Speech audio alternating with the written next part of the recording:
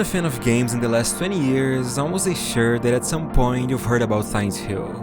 Be it through playing the original or by the myriad of video essays that are still being made to this day, you can probably see that this game was something special. Something that even after all this time still managed to stand on its own, completely unmatched by most of what has come out since then. At least, that was the case. With the new Blooper remake, we finally get a chance to revisit this incredible world.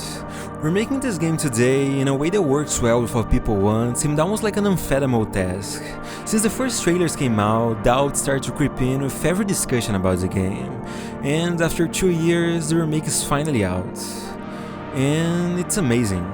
After playing around 30 hours of this game, I'm completely mesmerized by it. The visuals, the atmosphere, the sound design, everything comes together in a way that completely blew me away. To the concept that was thought out 20 years ago, to the new design decisions that came from the game being remade in modern times, this truly is one of my favorite experiences that I've ever had. A horror game that I've been looking for a long time. And that's why I want to talk about it.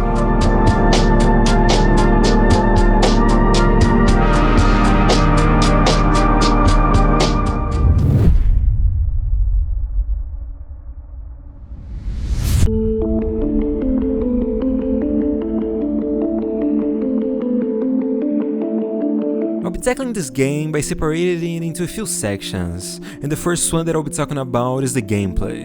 The way that this game works really took me by surprise. It's an interesting blend of the original game design paired with all the new possibilities that come with what games nowadays can achieve. The remake not only tries to expand on areas from the original game, but also gives us completely new places to explore, and the game design here is just amazing. Now, beside a few sections, for better or for worse, the game doesn't actually try to reinvent itself that much. You'll essentially be doing the same type of objective in most sections, which could be a problem if not by the incredible game design that comes together by combining the original game and the remake. It normally works like this. You first get into a new area, and the moment you receive your first map, it already starts to show its true intent. The maps in this game are nothing short of overwhelming. The places you explore are normally composed by 3 different floors, each one filled by singular rooms, lounges, while also paired with basements and courtyards. It's a lot, but faced with those complex blueprints, the game makes an incredible job on guiding you through its convoluted maps. You see, in every segment you normally have one common objective, which is solving a main puzzle that sits close to the entrance of the map. Those puzzles require a few items that you get by diving deeper and deeper into the buildings, and that's how the game masterfully dictates your direction in these maze-like environments. At first, it might seem like you simply have an absurd amount of places to check, but in truth, a lot of the pathways are blocked, requiring specific items or puzzles to be solved before opening to the player, and those key items are normally stored close to the items you need to complete the main puzzle of the map, which makes so you're not really thrust into the building with no idea where to go, but it's slowly presented with different sections of the map that expands more and more as you go along. The way it's all designed and presented is amazing. The game clearly shows you points of interest that will come into play later in your objective. It has kind of a Metroidvania-esque design. A locked door right at the start might only be unlocked if you spend hours covering the map. There's a lot of backtracking now, with the required items that open completely new pathways. And even though you are being directed by the game on your objectives, it does still feel like a lot of what you're doing is up to you. It surprised me a lot, but there's a pretty cool sense of being in a sandbox-like environment sometimes. Because of how precisely designed these maps are, I feel like there's a lot of ways in which the player can interact with these places. And if enemies slowly wander around the desolate corridors, it also gives an illusion that even without you there, the world is alive. I'm pretty excited to talk more about the world itself in the next segment, but for now, one of the places that I want to show that better represent how I feel about how alive this world can be is actually the first place you encounter in the entire game. And that is the first few streets that you find right as you get to Silent Hill. I didn't notice at first, but this map's premise is not actually all that different from the rest of the game. You have a main puzzle that you need to complete, and lots of pathways that slowly open up the more you explore. But instead of being closed off in apartment buildings or hospitals, you find yourself in the actual streets of Silent Hill. Instead of walking through corridors, slowly checking every room, you're wandering through open streets and going to the surrounding houses and stores. I genuinely love this place, it might actually be my favorite in the entire game. Sitting inside a store while out of the window you see the world shrouded by fog, with stumbling figures running around, I just love how natural it is. How it shows that even when exploring these places, the city outside is still going despite your presence. It really paints a picture of a game world that's not exactly made for the player, but a place that the player simply exists in, which is pretty ironic when thinking about the story side of things. I'll talk more about it later, but I'm saying that it's not in a way where the player is detached from the city, more in how well the world manages to immerse you in its surroundings. Another thing that really surprised me was actually the puzzles themselves. Never really cared too much about puzzles in games, and it's not even that I don't like them, it's more that beside a few instances, I never really cared too much about them. Which is why I really didn't expect that I'd like the puzzles in this game so much. From the more complex ones like the central puzzles in most maps, to the simpler and more straightforward ones that you'll find throughout your journey, I honestly had a lot of fun. Most of them were really compelling to complete and generally pretty entertaining. With the different difficulty options, you can really cater what you want to your experience. But even on the normal settings was just enough not even to be challenging, but simply engaging. And I found myself always looking forward to the next puzzle, they are great. And before I talk about yet another part of the gameplay that I do have some complicated thoughts on the matter, there's one other aspect that I need to tackle, and that is the combat.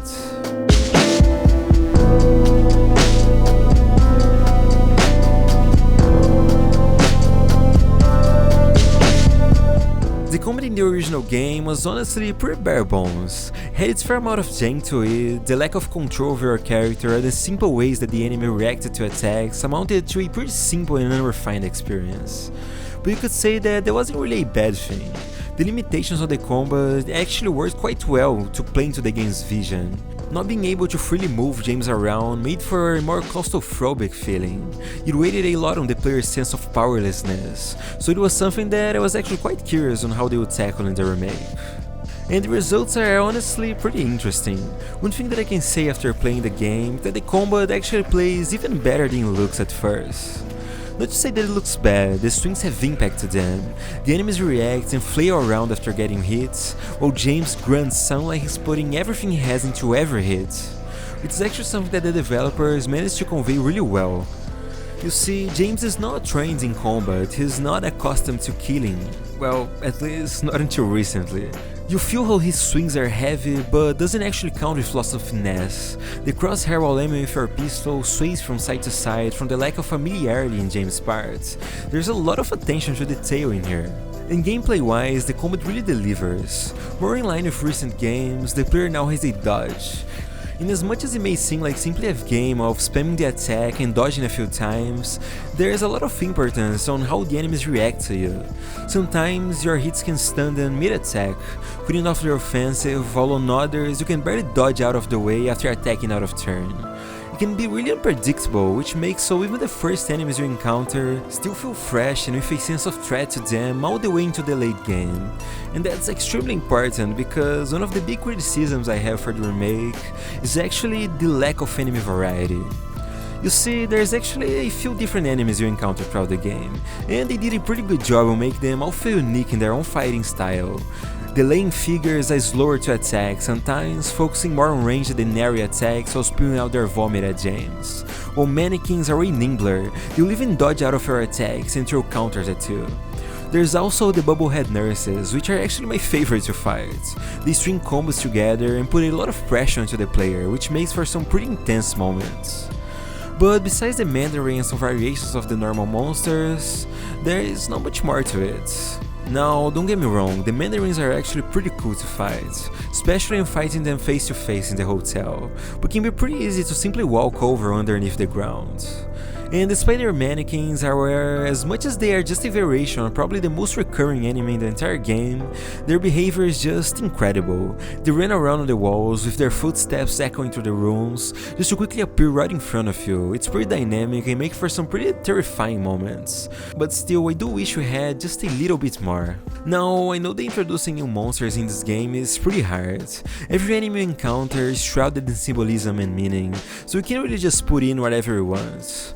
but the way that every enemy encounter is constantly appearing again and again kind of undermines their individuality in a way. It's not the biggest of problems, but seeing the laying figures stumbling across the fog in the beginning of the game is just amazing.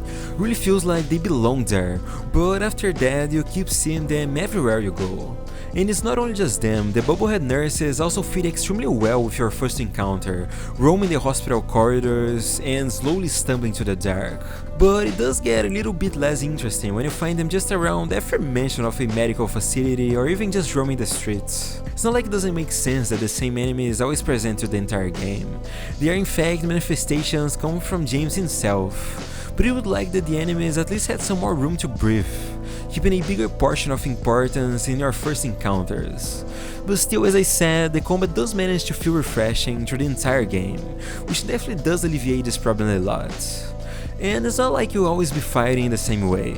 The game really counts with one of the staples of what you can normally find in survival horror, from the pistol to the classic shotgun and even a hunting rifle. The weapons all feel great to use, with a lot of impact and able to completely destroy enemies. And well, you'll definitely have a lot of chance to use them, because in the normal difficulty there's a lot of ammo. By the end of the game, sometimes I played almost like a shooter, having well over 100 bullets in one pistol. And this is true not only to your ammo, but also on healing items. I never found myself running around in low health even once. And that brings us to the difficulty of this game. And surprisingly, it doesn't have the struggle to survive that's normally present in the games of the genre. As I said, the combat was engaging enough that even without the fear of death, the encounter still managed to be really intense and compelling. And also, there is a hard mode with way less resources and much more damaging enemies, which does ramp up the challenge quite a lot. Another thing that I really liked about the combat are the bosses. There is not a lot of them, and none really try to reinvent the gameplay that much, but still, simply with their design, implications and presentation, they managed to be extremely entertaining. Fighting Pyramid Head while doing everything to dodge the swings of his great knife, or running around looking at the ceiling while going against the flash slip, are really cool experiences, and there's some bosses in here that have such an incredible concept and presentation that they're better suited for me to talk about in the story segment of this video. It's incredible. So in conclusion, from the combat, besides being somewhat lacking on enemy variety, is still just as incredible when factoring not only the gameplay, but the enemy's designs and implications. It honestly elevates the experience a lot, and be it from seeing the lame figures slowly stumble around on the foggy streets, the mannequins hanging from the prison walls, the gameplay always maintain a tense and really engaging experience.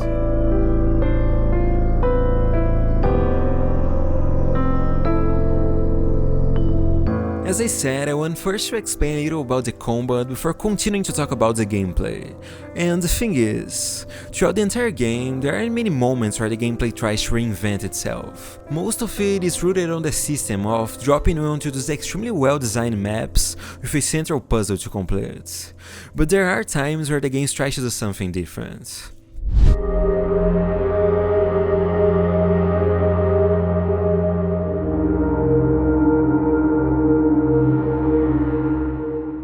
After meeting Maria for the first time in her journeys to Heaven's Nights, I actually really like what they did with this section. We're once again on the city streets surrounded by fog as we slowly make our way through minor places. From the small motel to the interactions with Laura and Eddie on the theater, it's all done extremely well. Not only being really interesting moments, but also working as a break from all the time we spend on the narrow hallways of the apartment. There's also the small intense section going to the suburban backyards, while monsters are closing from all sides. It's a really fresh experience, different from all the time that you spend indoors, and having Maria there just adds even more to the unique touch of the scenario. There's also a section near the end of the game where you leave your weapons behind and go through a small stealth segment with mandarins wandering the house. It's nothing innovative, but again, it does give you a nice break from the normal gameplay. Another moment that deviates from the norm is the labyrinth. And I'll start by saying that this is easily one of my favorite parts of the whole game.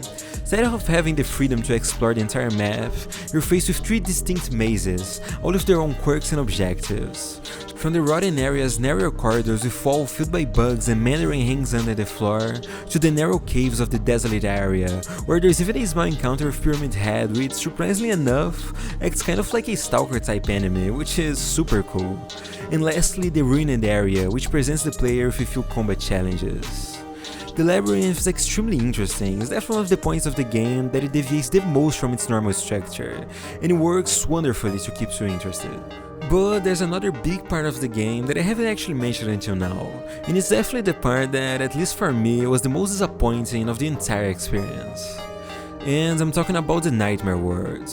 Now, don't get me wrong, visually and conceptually, I absolutely adore this place. It has a dark and heavy atmosphere, it feels cramped and violently brings to light a manifestation of everything that resides in the main character's mind. The sound design, the textures, everything is just incredible. But gameplay-wise, I actually think that it doesn't really do that much. The other world most of the time reflects a distorted vision of some places that you visit, and it's definitely interesting to walk through the hostel house, now crumbling and twisted onto themselves. But something that's pretty different from their counterparts is that the map design is way simpler and way less intricate than before.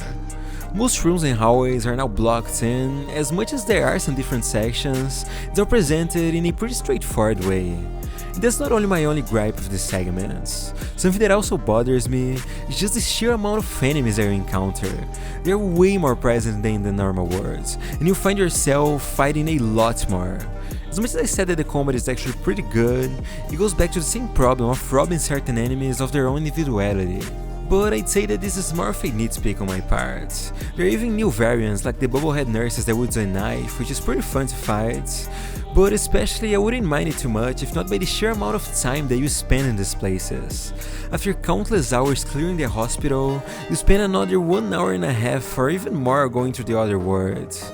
And again, there's some really cool stuff in there. Even in the hospital itself, just the imagery of the puzzles on the 3rd floor is probably one of the best in the whole game.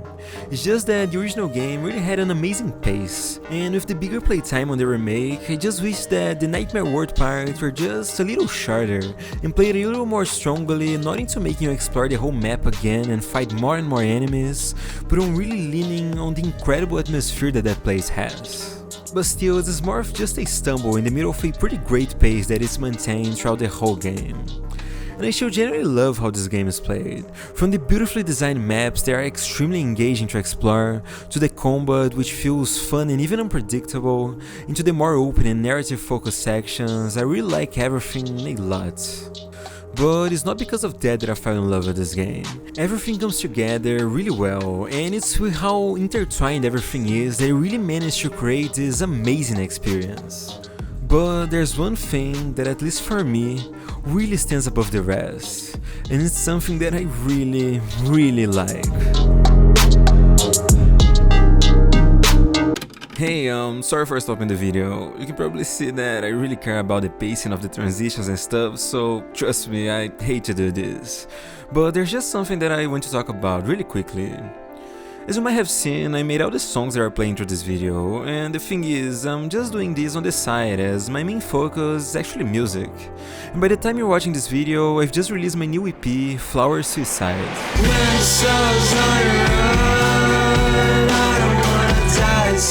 These are actually full songs with vocals and stuff, and it's an extremely important project to me. It talks about growing up through depression, trauma and abuse, and it's something that I'm extremely proud of. So I'd like to ask that if you have some time, you could give this EP a listen. It's out on YouTube and Spotify on the first 2 links on the description. Again, it's something that's really important to me, and it's also pretty different, but who knows, maybe you'll find some value on it, and that would really mean a lot. I'll talk more about it in the end, but again, I'm really sorry for stopping the video. I really hate to do this, so I'll let you get back to it, because this next section is actually my favorite, and the soundtrack is really cool.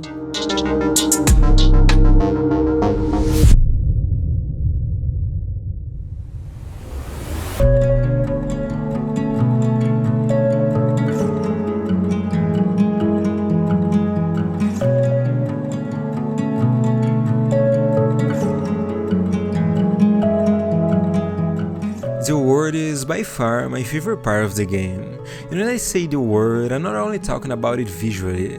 The concepts of the world, the atmosphere, and especially the intent that the developers wanted to convey, it's all incredible and genuinely one of the best that I've ever seen. From the start of the game, you already feel how special it's going to be. The classic scene of James overlooking the Toluca Lake is breathtaking.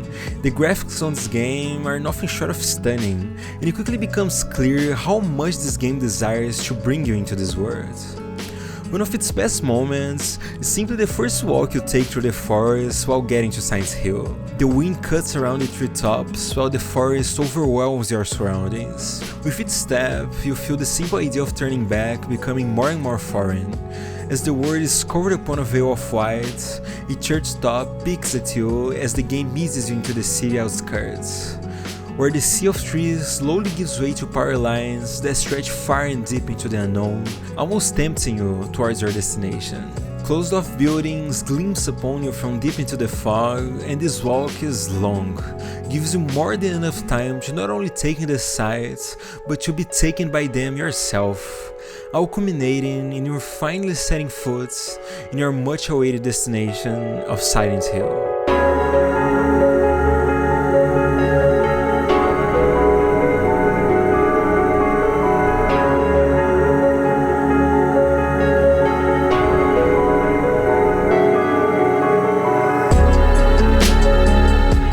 As I said before, the first act of the game around the city streets is probably my favorite moment in the entire experience. The wide streets lay vast while the fog restricts your vision to just a few steps away. Abandoned cars populate the empty streets as traffic lights sway over you in the arms of the wind. It's incredible. The visuals from the lying figures slowly emerging from the wall of fog, stumbling their way towards you while their voices echo from the surrounding shops, is insane. In the city washed by white, it's not exactly the stage from what's to come, but simply the curtains that hide the mirroring play that reflects the protagonist's mind. But this place, as empty as it is, it feels alive. In spite of the player, the world seems to breathe on its own as you're forced to simply take place in this spectacle.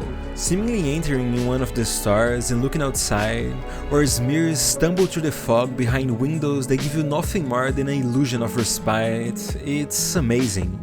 I simply love the concept of the city shrouded in fog, the image that became a classic in the horror genre.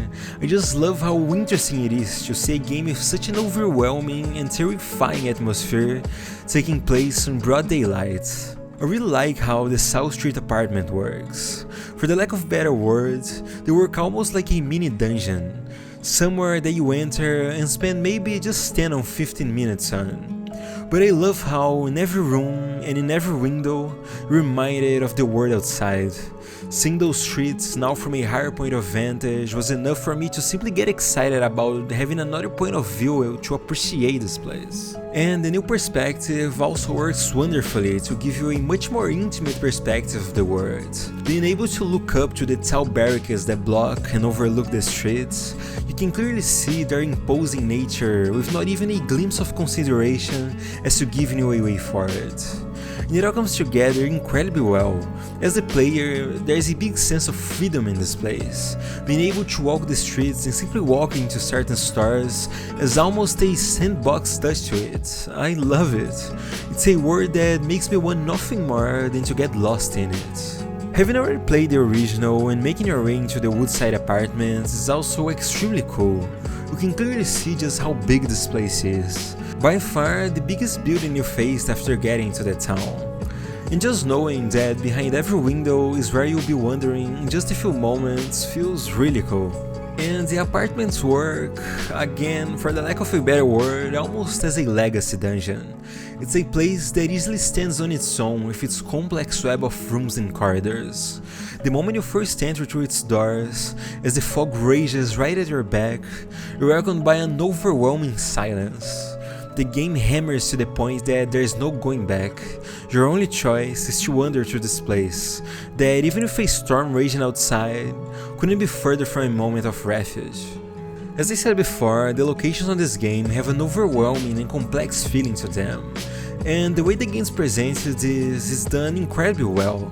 Narrow corridors that seem to almost endlessly extend into the darkness makes so almost every step you take is filled with tension. The amount of rooms that surround you, all feeling cramped and claustrophobic, are filled with details as you slowly make your way deeper and deeper into the building. But as I said before, I just love how this place still doesn't simply feel detached from the outside world. Going outside to the courtyard feels almost like a prison. Fog seeps in from above the tall buildings, making this open space feel as closed off as the narrowest corridors, and it works amazingly. And through the entire game, this level of quality is always present. The world never spares any efforts just to take you into this experience. From the calm waters that clash into the pier on the Rosewater Park, to this pathway surrounded by gardens overrun by vegetation. The beautiful and detailed interiors from how Heaven's Night is simply filled by its extremely charming atmosphere, to the incredible amount of detail that you'll find in almost every room in the game. And everything is not always accompanied by the feeling of its horror atmosphere. The world is always weird in a way that seems to seep into the player, never letting go of the sense of unease. But also, there are times where it can be breathtakingly beautiful.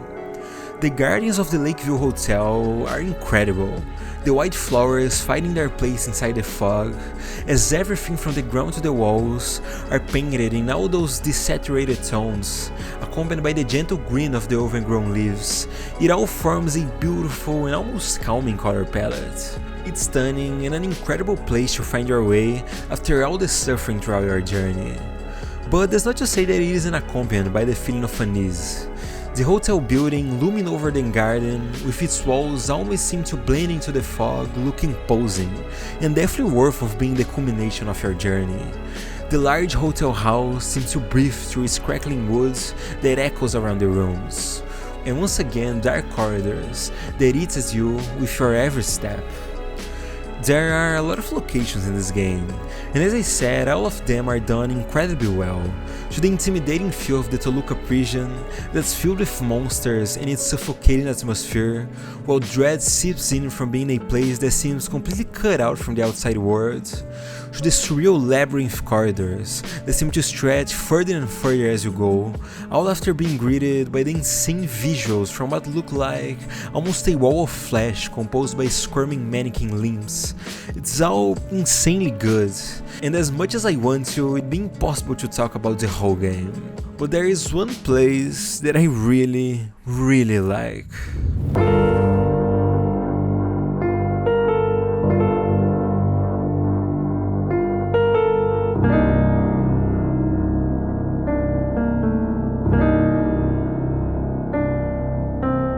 The concept of exploring this abandoned hospital already fits perfectly within the game, and it's masterfully executed.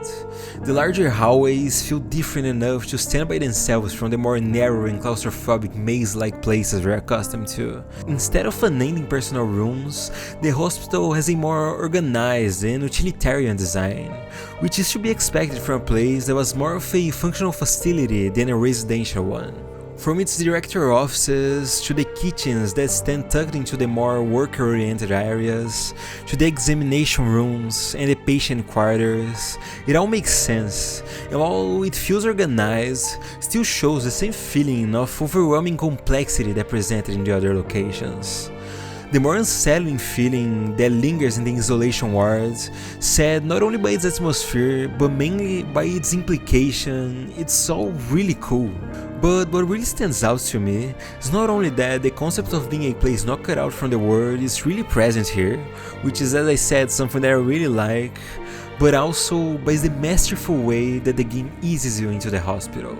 When getting to this area for the first time, it quickly becomes apparent that the outside atmosphere has changed. A warm yellow lay over the veil of fog, creating a calming atmosphere that completely contradicts the feeling of this cruel town. But it's when you finally cross the door to the hospital that the imagery of this change really comes out at full display.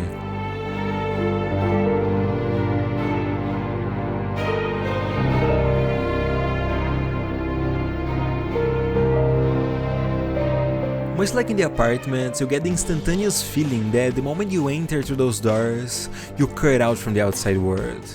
But instead of being greeted by cold darkness and a sense of isolation, the warm rays of sunlight find their way to the open windows of the building. It feels warm and genuinely beautiful. It not only creates this clear link with the outside world, but also soothes you in a way that's almost welcoming at first glance. And it shows a pretty clear border from the entire lobby and reception area that stands in the reach of the lights to the almost solid darkness that creeps in further towards the building. But the game doesn't waste time on betraying your sense of calm. Even with this quiet sunlight seeping into the outside, you're not sent straight into the hospital bowels. Your first path forward is deep into the underground to the coldest secluded basement. The shift from atmosphere the moment you first step into the area is instant, and keeps breathing down your neck for the entire time as you make your way deeper to the uninviting concrete corridors. And you don't actually spend that much time in here. It's a pretty straightforward segment, but still, the few minutes you spend completing your objective and make your way back to the exit are enough for the game to take the soothing and gentle atmosphere and completely crush it like it was nothing.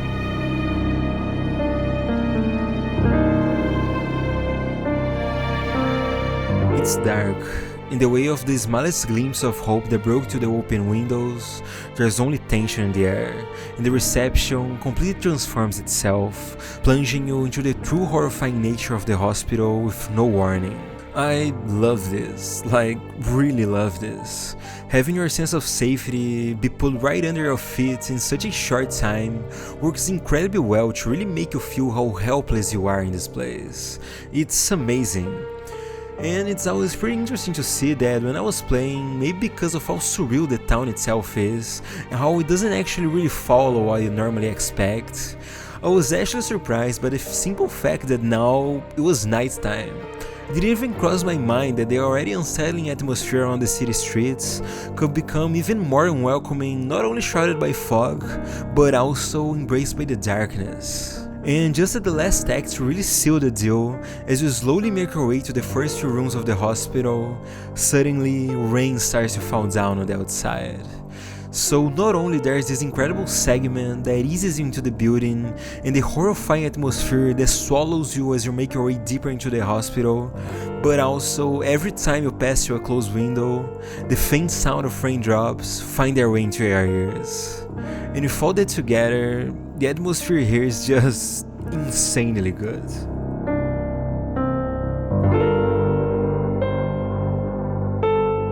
Besides all of that, there's just one last thing that I want to talk about regarding the world, and it's something that I already touched upon a little on the previous segment, and it's also the place where you'll probably find the most striking imagery in the whole game. And yes, I am talking about the Nightmare World.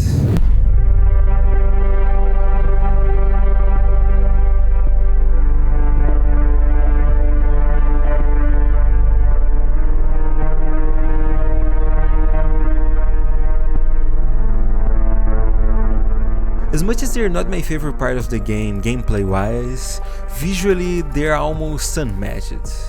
They're aggressive, the sense of dread is almost palpable.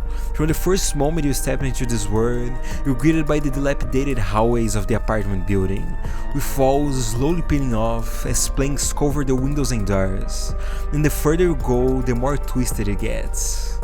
Rust spreads to the rooms, painting a decaying and ruined picture. The already loose sense of logic completely gives way to the abstract, as rooms become cluttered and change in seemingly impossible ways.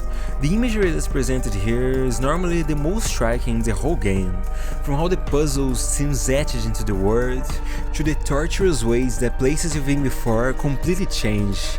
Metal bars and chains are scattered throughout, making it a truly imposing place, and it's a sense of helplessness just becomes even more pronounced with how everything really feels completely detached from the fog world. And beside the visuals, something that's also incredible is simply the concept of this place. The Nightmare World is a complete manifestation of James' mind, making his worst and most personal and twisted feelings into reality. It's really cool. As you can see, I really like the world in this game. If you watched any of my other videos, you can clearly see that I just love video game worlds. I love when a game really manages to immerse you, not only visually or with its atmosphere, but also with just really cool concepts and ideas. And the remake really makes use of everything at its disposal to present you an incredible place that's crafted out to the smallest details. There's so much here that honestly, I can't even think about covering everything. Every place in this game has so many details and so many things that all come together to create one of my favorite worlds that I've seen in a long time. And it's easily the biggest highlight of the game for me. I really like it.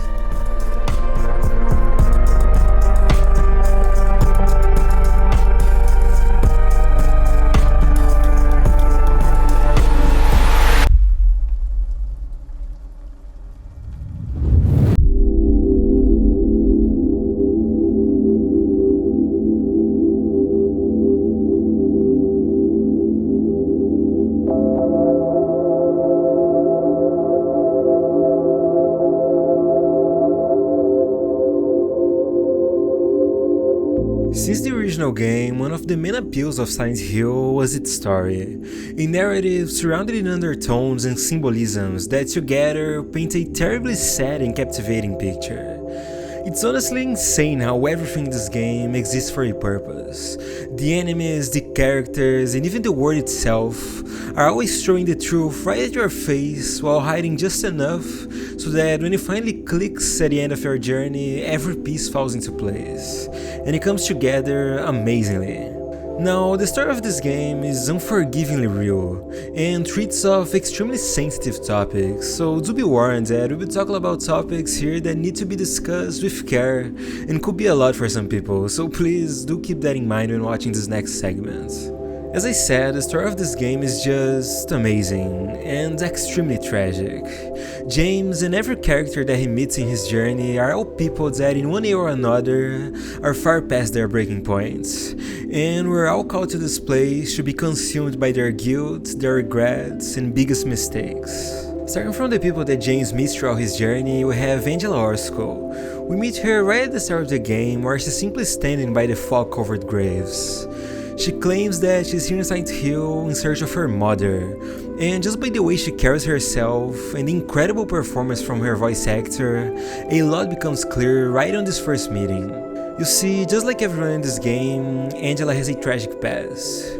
And from every character, her might be the most painful of it all.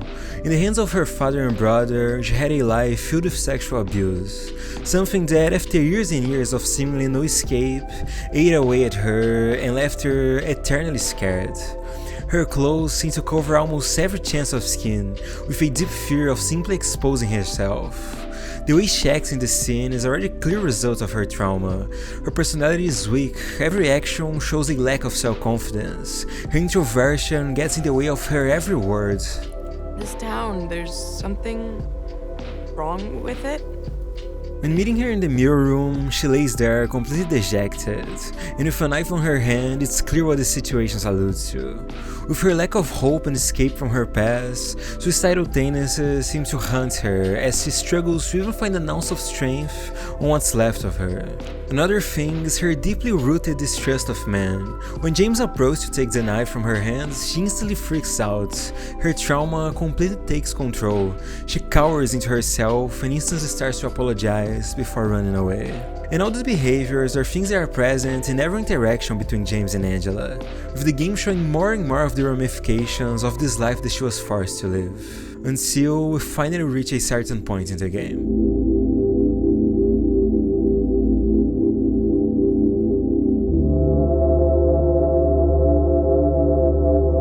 When I said that there was a boss fight that was so unique that it should be tacked on not only gameplay section but only when talking about the story, this is what I was referring to.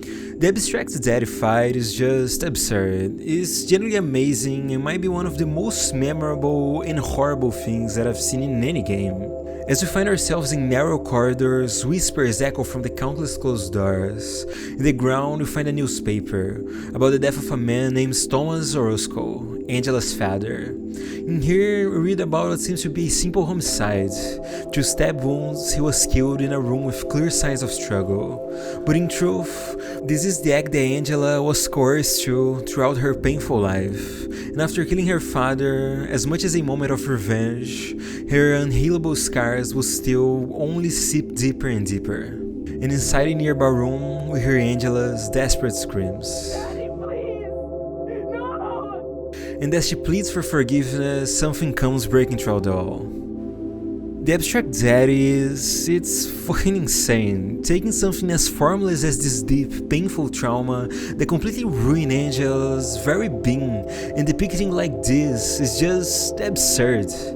From what resembles the square of a bed frame, two figures lay on top of each other, covered by a veil of gruesome flesh. A clear vision of Angela's darkest moments. It's horrible, it's cruel, painful, and generally uncomfortable to even look at. And it doesn't stop there. As you make your way through these impossibly long corridors, you find yourself in something that resembles a house, a messy place, the stage of Angela's past. And inside a closet, you find this. A crack in the wall leads to a narrow and cramped space, and in the moment you step inside, everything stops. There's no music, no faraway angry roars that echo throughout the house. There's nothing besides the electrical humming of a light bulb, a veil of solitude, and a small and almost insignificant feeling of respite. In the ground, a ripped photo of a family that may as well be a prison in itself. The thing that trapped and forced Angela into her horrific life, broken into two pieces. At the time, the only retaliation possible for a person that's been broken beyond repair. And in the most sorrowful realization, you see that the only way out of this closet is the same opening you came through. Almost screaming right at her face that the only possible thing that could follow this faint sense of security is to once again be thrust right back into her misery. As you make your way deeper through those long hallways, the world peels away, leaving nothing but narrow walls of flesh and caged rooms. Mechanical pistols and cogs move emotionlessly in and out through the walls, as this picture is painted of a life grinded to pieces and a person dissolved into nothing. As I said, this entire segment is horrible, it's ugly, it's cruel, it's mercilessly real, and a masterpiece. Depicting such a heavy situation, such a traumatic life into something like this is extremely hard. And the way it's treated in this game is just masterfully done. And as Angela lashes out at her father's body, she breaks down. From them, the next time you find her, she's standing in a burning staircase, staring at the framed body that haunted her for so long. This place is Angela's own version of this outer world. Unlike James' rust-worn and metallic manifestation, for her is a world that's simply always burning endlessly. As much as she thanks James for saving her early, she states that in the end it's better if he hadn't. That just as her mother said, she deserved what happened. An unfortunately all too common case, where after suffering through abuse for so long, self-guilt starts to etch itself into your mind, thinking that maybe you're at fault for suffering the abuse. And as much as James tries to deny it, it doesn't matter. There's nothing that could save Angela anymore. And as she asks James for her knife back, he refuses. In this burning staircase, she delivers what is maybe my favorite line in the entire game. No, I won't. Saving it for yourself. And with that, she ascends through the stairs and dives into the flames, where she departs to her own end. I genuinely love Angela's story. As tragic as it is, it's also depicted amazingly well. And even after finishing the game, I couldn't stop thinking about just how insanely good the storytelling was.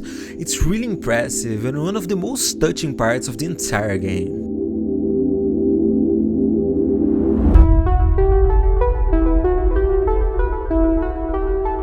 Another character James meets in Silent Hill is Eddie. We first meet him in a room in the apartment, where we find a corpse shoved into a fridge and Eddie throwing up in a toilet nearby. He jumps straight into defending himself, saying that he isn't the one who killed that person, and once again, just like Angela, the encounter is filled with hints to the story that surrounds Eddie and brought him to Silent Hill. In this first encounter, Eddie honestly doesn't come across all that different from what you expect. He says he's not from Silent Hill, and as we know from the original game, he came here in that white van that's parked in the beginning.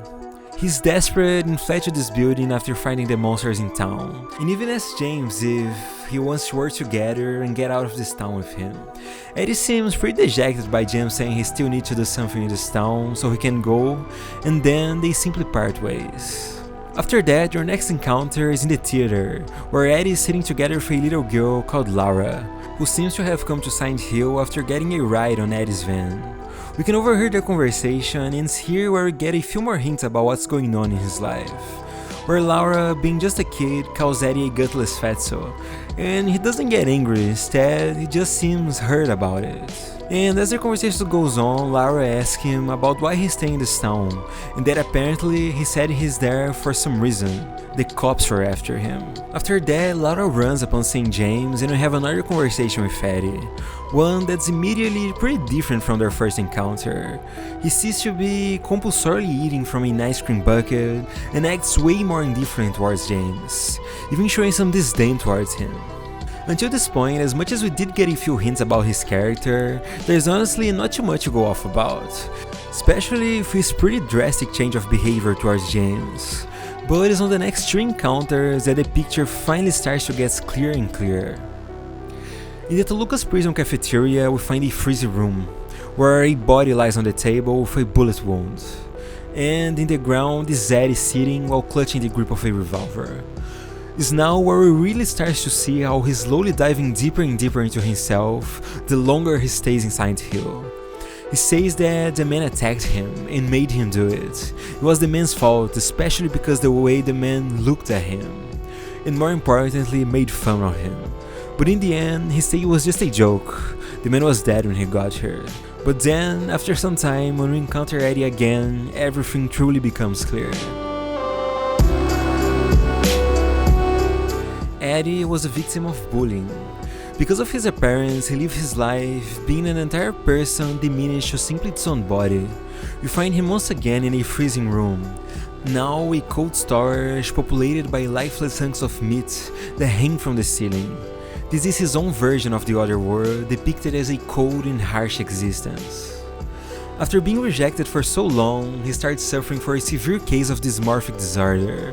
Self-hate cut deep into his being, completely negating even an ounce of love. His twisted views of the world breaks him, forcing him to see every single person as just being disgusted by his own looks, surround him with nothing but pain. Right before coming to Silent Hill, Eddie got into a situation where he shot the dog of one of his bullies, killing the dog, and when the bully came around, Eddie shot him in the leg and fled. That was the reason for the cops to be on his tail, and also the moment where all his hate towards not only the world but also himself came to a breaking point. Completely convinced that even James was always laughing behind his back, he turned his aggression to him, and in this cruel and cold meat locker, they fight to the death. I love this fight, a conclusion so twisted being enacted in this soulless arena as Eddie loses the last piece of patience that kept him afloat. In the end, Eddie ends up dead. The twisted values that were forced on him throughout his entire life prosper as he succumbs as just another body in this cold storage of dark and bitter emotions. And you see, I really do like Eddie a lot.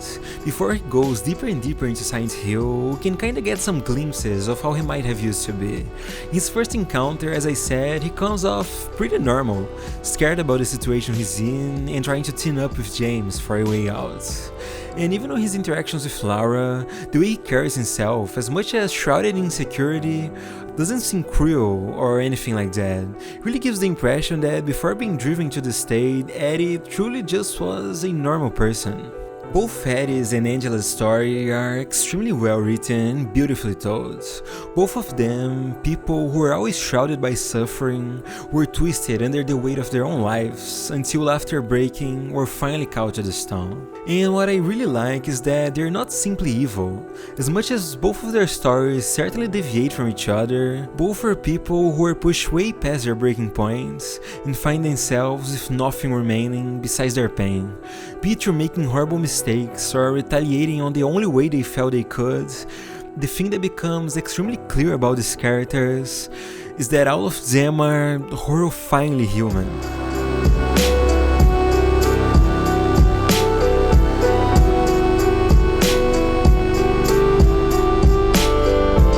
And that's something that the story really focuses on. It always stands on a gray area. It's not about good or bad people, but always about circumstances and consequences that line themselves up in these extremely unfortunate ways. And now that we covered these characters, the ones that are left are deeply intertwined in the main story itself. So now I think it's finally time to talk about James Sunderland.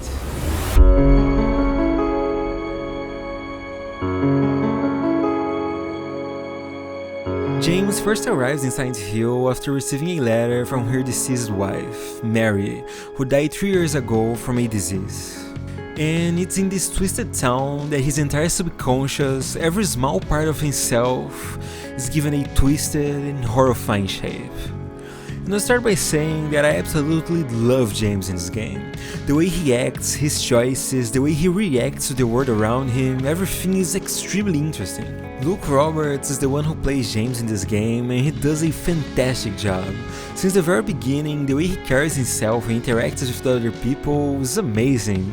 His tone is always extremely soft. The words almost roll out of his mouth with no sense of urgency, almost like they don't even concern him the very least. It's okay. I didn't mean to scare you. I'm kind of lost. And the only thing on his mind, the thing that he's most sad on, is always on his drive to find Mary. In his every action, his desperation is almost palpable. We can see how broken James is now that Mary is gone, how much this small and impossible chance of meeting her here in Silent Hill is the only thing that keeps him moving forward.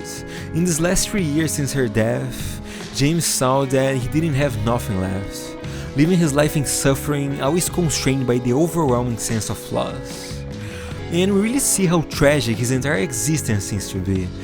How, while being soft-spoken and even acting some degree of concern when meeting the other characters, there's still a deep layer of sorrow covering him entirely, and maybe even something way more sinister deeper within.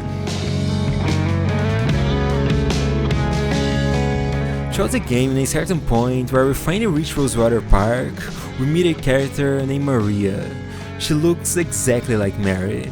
The resemblance is already far from the point of being uncanny, which not only leaves James shaken up, but also opens up a lot of questions for the player.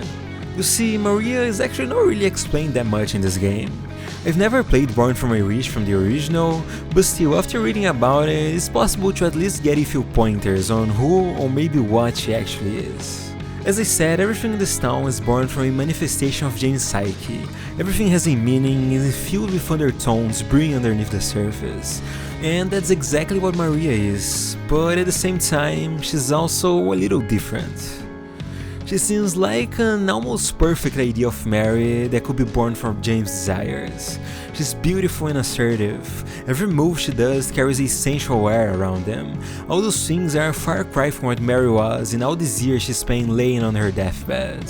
And all of that is all made by the town of Silent Hill, where throughout the game, James is forced to see Maria die over and over again, reliving his worst nightmare right in front of his eyes. But as I said, Maria is also a little different from all the other manifestations. She seems to almost have a will of her own. She gets angry and James prioritizes finding his wife over her. She acts scared in the unwelcoming places and even tries to care about Laura. Overall, she's honestly kind of an enigma. Something acting like the instigator trying to suffer James' biggest sin, but also, even going from the name of the scenario in the original game, Born from a Wish, she could be simply a manifestation created by James' desire to simply see Mary again, She shares his memories, her worries, and it's not until deep into the game where we truly see her acting like something that would belong in that cursed town.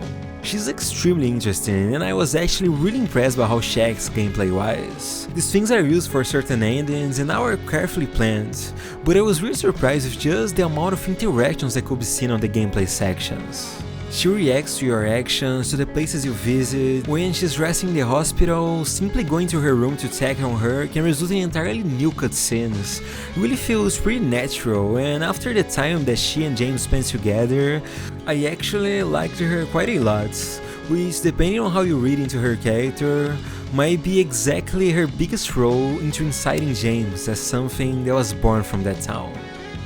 And James' interactions with her are also pretty entertaining.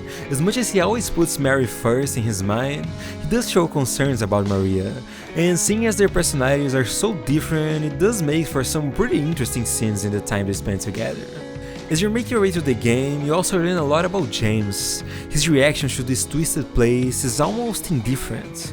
His actions a lot of the time are borderline reckless, where he shows almost no concern for himself. A scene that shines a big light on his mental state is on the Heaven's Night, together with Maria, where we see, when presented with alcohol, his entire body language is practically screaming at his desires, showing the state of the addiction and the dependence that followed after the years of coping with the fact of his wife's sickness.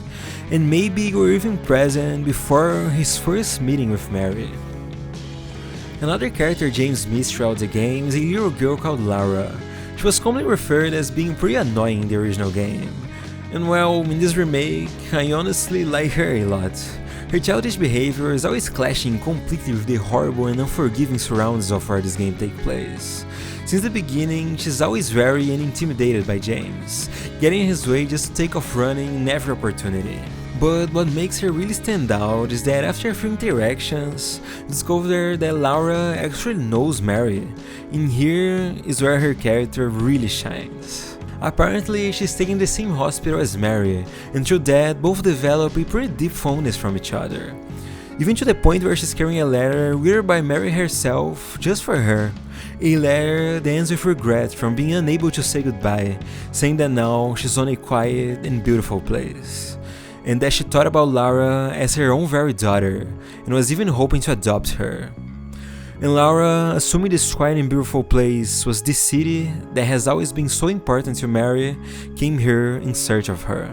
And the game slowly leads you to pursuing Laura until on the very end, in the Lakeview Hotel, James finally gets a chance to truly talk to her, and in one of my favorite cutscenes of the game, we see that after all, she doesn't see James in such a bad light.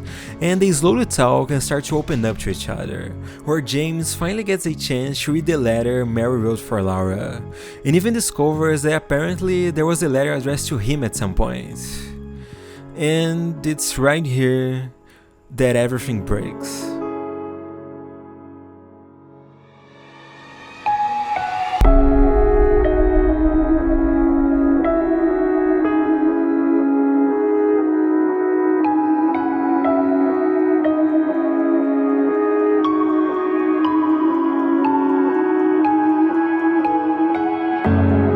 As I said, in this letter addressed to Laura, it's pretty clear the fondness that they had for each other, and it really seems that they met in the hospital and grew close together. But there's one more detail in the letter that I didn't mention. In there, at some point, Mary warmly wishes Laura a happy 8th birthday. And as James looks at Laura, he asks her just how old she is now, to which she responds that she turned 8 just last week. This completely throws every notion you might have had of the story completely out of the window, and James, now left really confused, is just a few steps away from understanding something that will truly defy everything you think you might know. The town of Silent Hill is a precious place to James and Mary, a place where they spend some of their precious time together, and somewhere that houses incredibly happy memories. And in their time in this town, they stayed at this very place, the Lakeview Hotel, in the room 312, where remnants of their time together remained through a forgotten videotape that was left inside their room. And as James finally makes his way into that place and watches this tape, the person he thinks he is ceases to exist.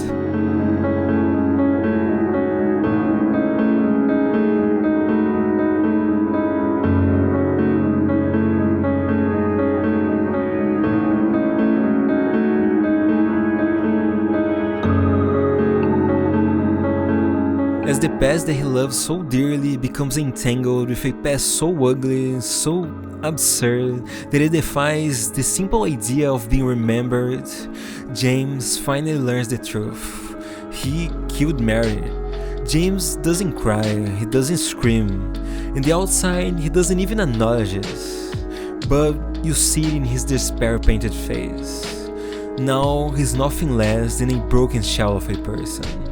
This moment is incredible. Everything had been leading up to this, with hints that stayed right in front of your eyes for the entire time. The storytelling here is just absurdly good. James killed Mary with his own hands. And one of my favorite realizations when it comes to this is not only what really was her cause of death, but also when that happened.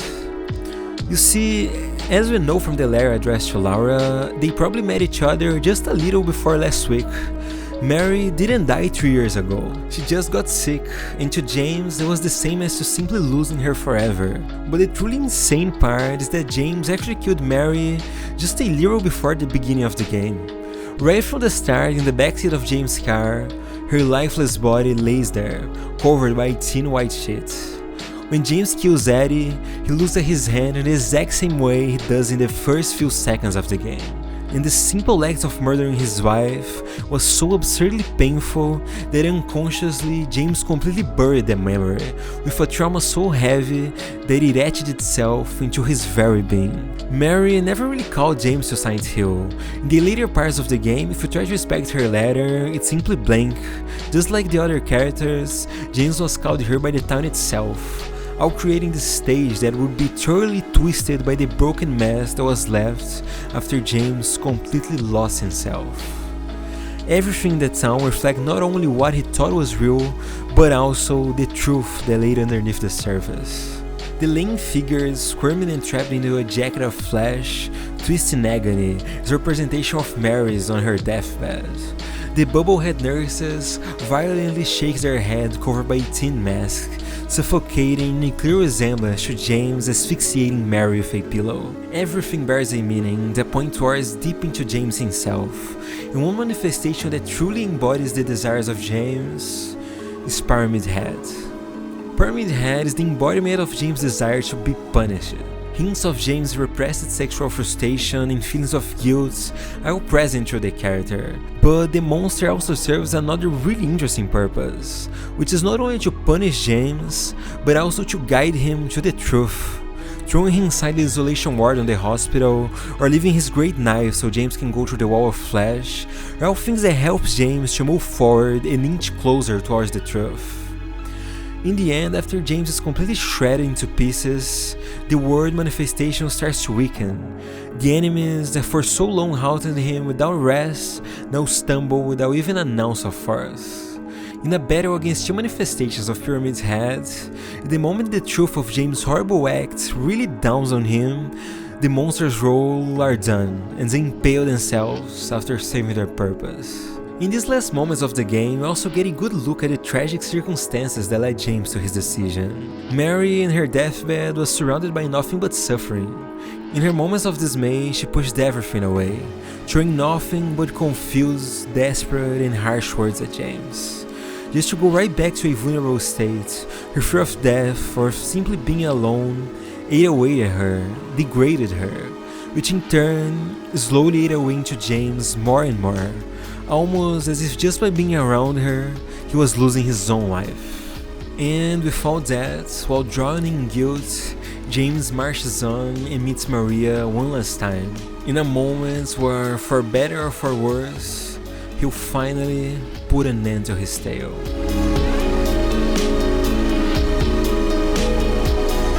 And now, it's finally time for us to talk about the conclusions to this story.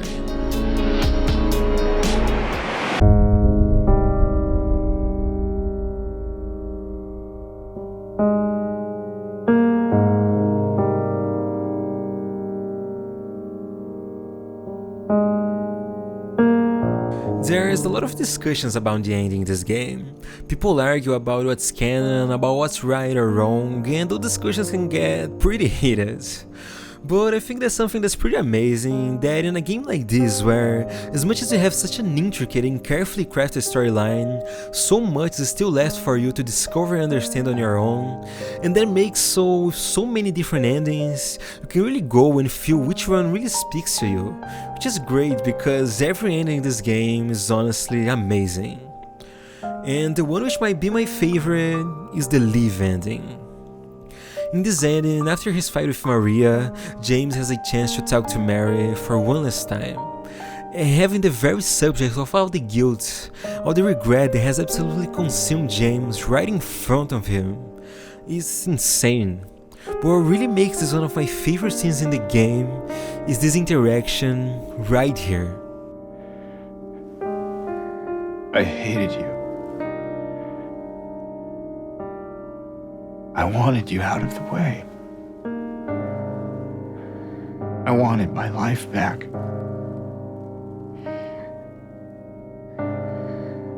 If that's true, then why do you look so sad?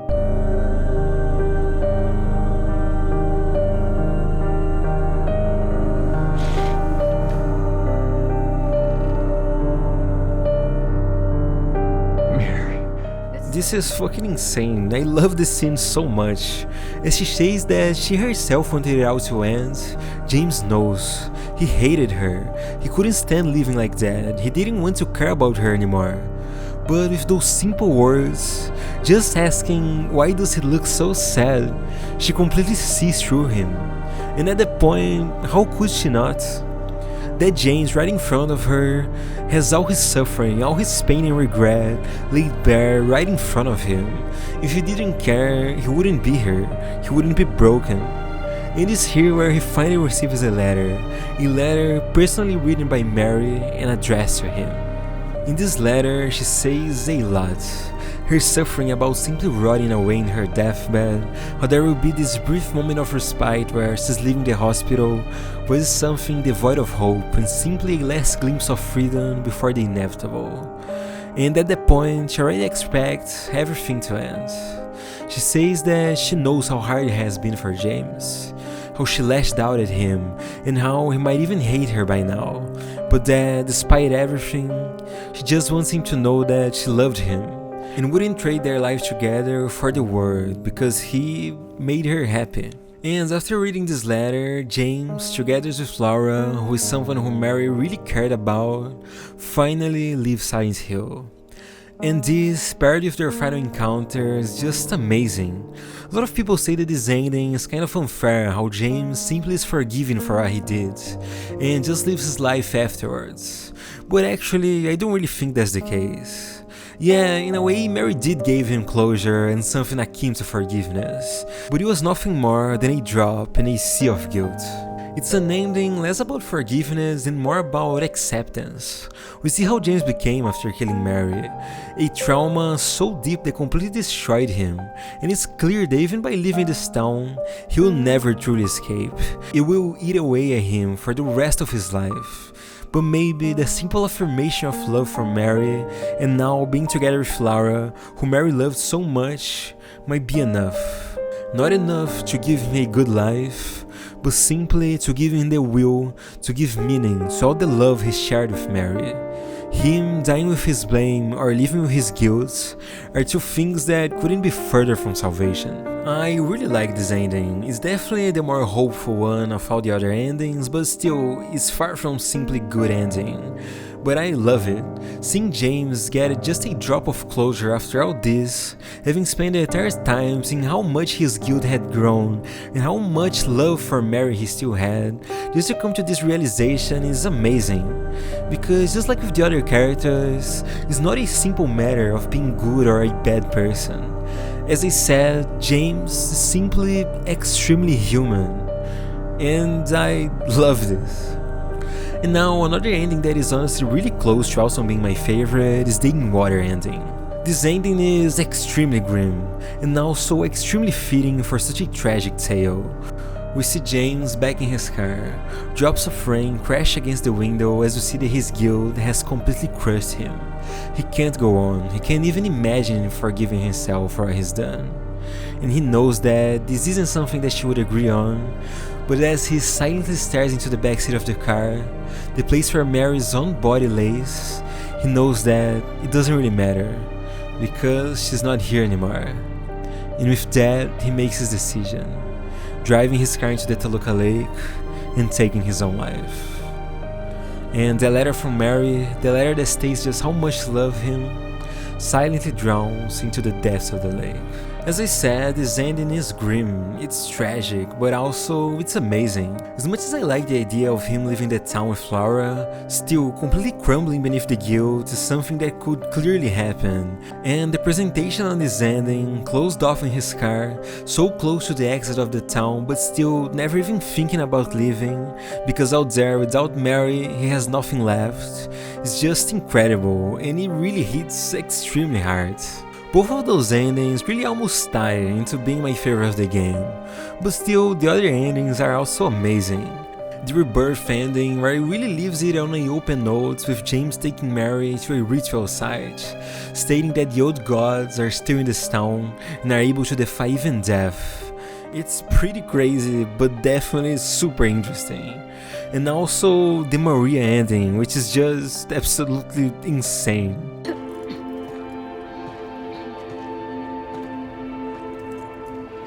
Better do something about that cough. And the new Bliss ending, where James, through the town's delusions, decides to live in ignorance, stuck into a world with Mary in Silent Hill. You see, there's a lot of endings, and I can't really go in depth into all of them. And as I said, the Live and the In Water endings are almost tied as being my favorites. But well, I say almost because the remake added another ending. It's the Stillness ending, and it's pretty similar to In Waters, but the biggest difference, and the thing that actually makes this one my favorite ending the entire game, is just the fact that the performance is absurdly good.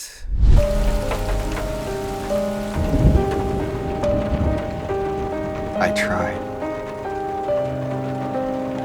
I really did, but I can't go on without you. I can't forgive myself for what I've done. I know.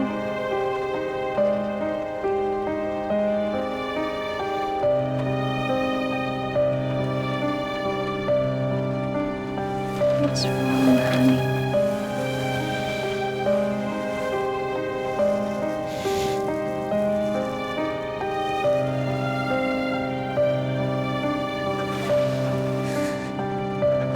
You so much.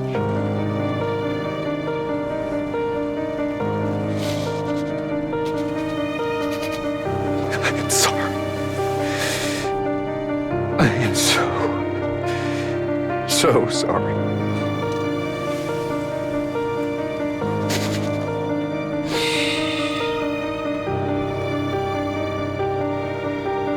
It's okay.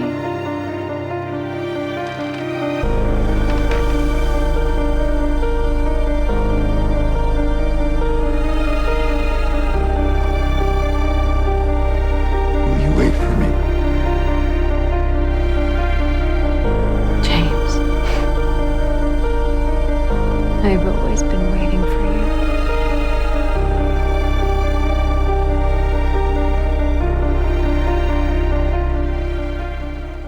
I really love this ending. Luke Roberts' performance in the scene is just ridiculous. It's all pretty in line with the In Water ending, but the few differences really transform this ending to something even more incredible.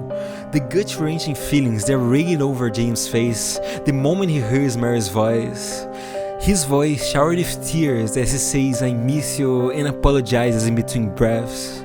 Mary's whisper in the exact moment where you can see James completely giving in to his decision and then crashing into the lake. It's honestly insane. I love everything about this, and it easily became my favorite ending in the whole game. The story of Silent Hill 2 is definitely one of the best narratives that I've ever seen. All these extremely rich characters drawn in their own lives, tales of hate, tragedies and regrets, everything's done amazingly and expressed incredibly well. I love every one of the new performances, and altogether, it really cements itself into one of my favorite stories that I've ever seen.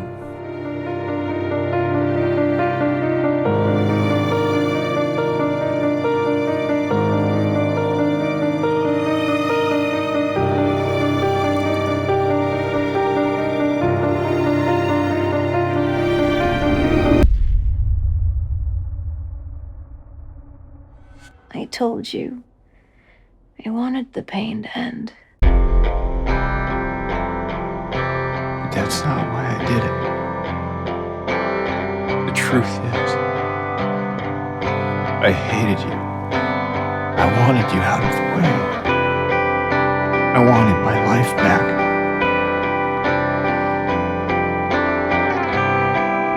If that's true, then why do you look so sad? I love the Silent Hill remake. Its gameplay, even if not challenging, is definitely entertaining.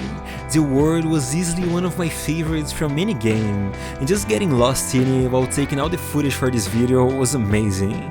And the story is just absurdly good, with meanings and intentions in every corner of the game.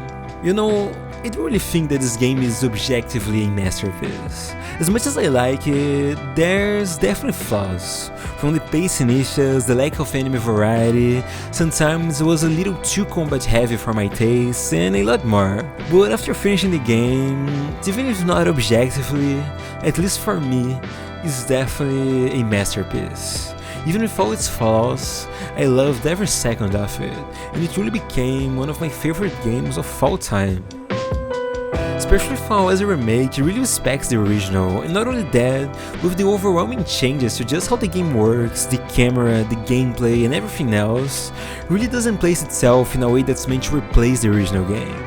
The original's charm with its old graphics, more experimental and in-your-face soundtrack, the clunky controls, everything makes the game simply timeless, even its weakness playing as its strengths. And now we have another iteration on it, that can tend at its side and expand even more in this incredible experience. And now that is why, at least for me, the Silent Hill 2 remake is a masterpiece.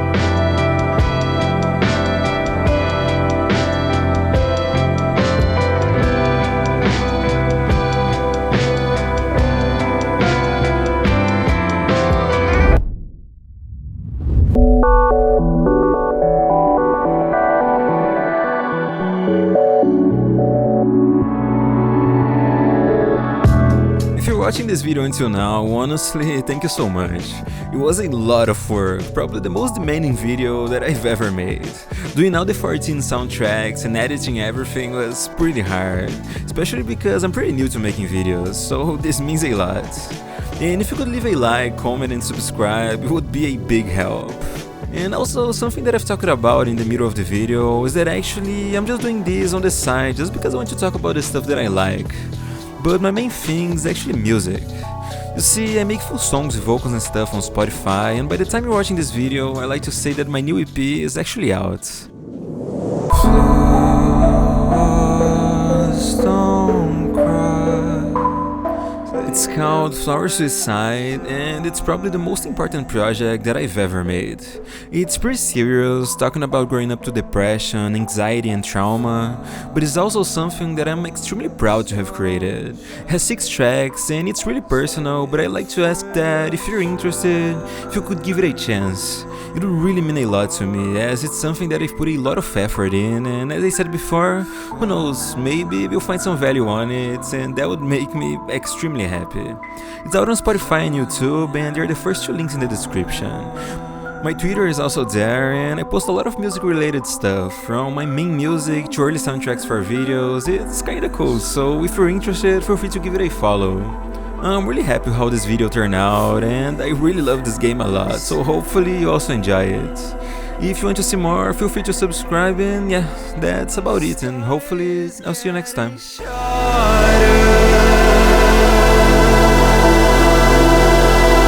Waiting for a star.